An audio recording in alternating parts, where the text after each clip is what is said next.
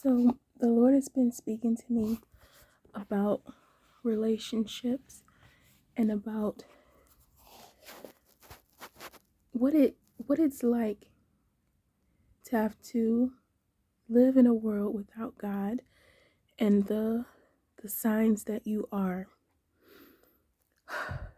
The world is so conflicting, confusing, chaotic and is always trying to make you thirst after a knowledge that the world can never give you, a wisdom that the world cannot offer. And that shows up so much in relationships. You will have one book saying a list of things that you need to look out for in a relationship that are red flags. And then in the next book, it'll explain how a lot of people have this fixation on red flags that doesn't really matter. It's actually the opposite. These type of people are, whatever they might think, that they're strong-willed or whatever.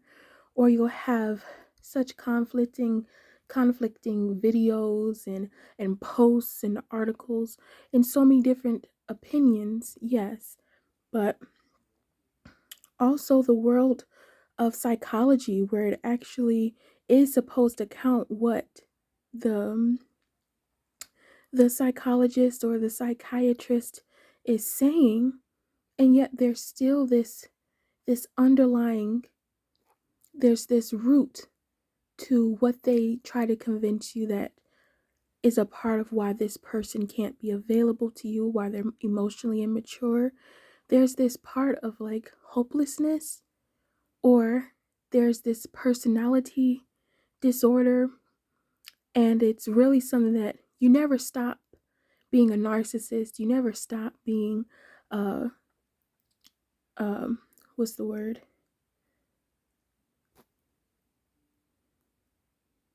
You never stop having multiple personality disorder. You never stop having paranoid schizophrenia. You never stop having those things. Those are things that are always with you, right?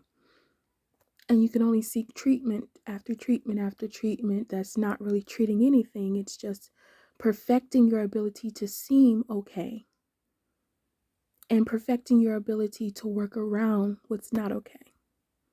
You know, teaching you to cope and to live with the things that are supposedly making your relationships and your self-image and your reality skewed and horrible.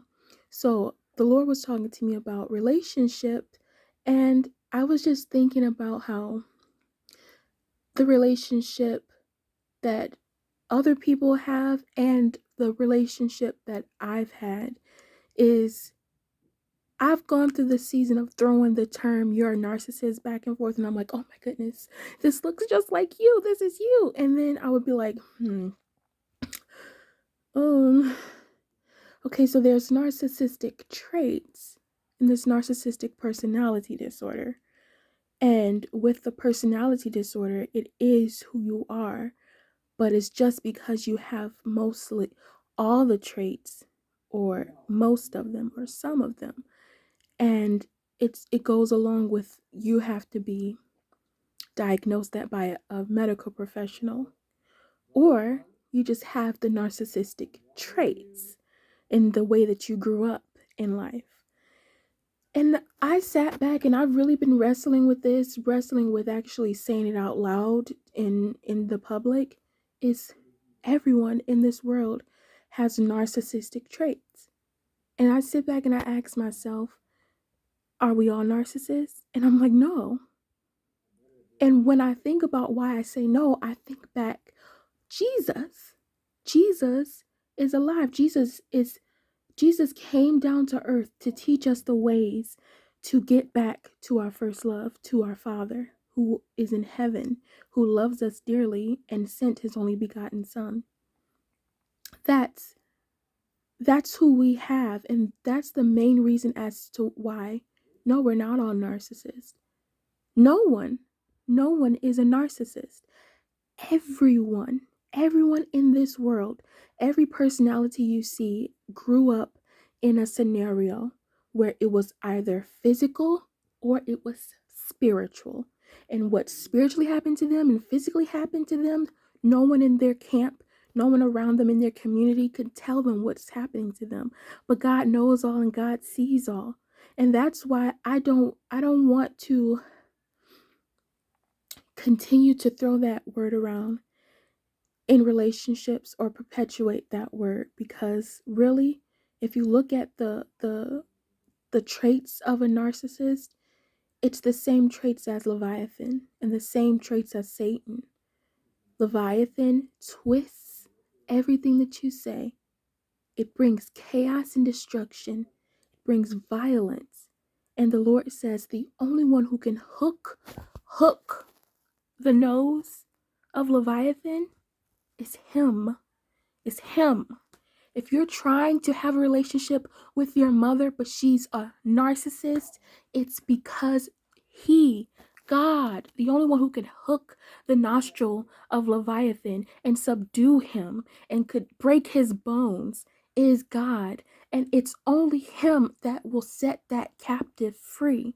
But if we continue to grab a hold to and acknowledge the demonic things that the world says is, this is your label, this is your mental instability, this is your mental problem, this is what is happening in your mind, this is the imbalance in your mind, this is the physical representation of a spiritual issue that has come upon you. And instead of you grabbing a hold to the word curse that I am that I am this, let's really look at the reality. The reality is I bet you who's watching this, and anyone you can go and ask around you and your family, your friends, you can ask them, have you ever felt like you had multiple personality disorder? Have you ever felt OCD?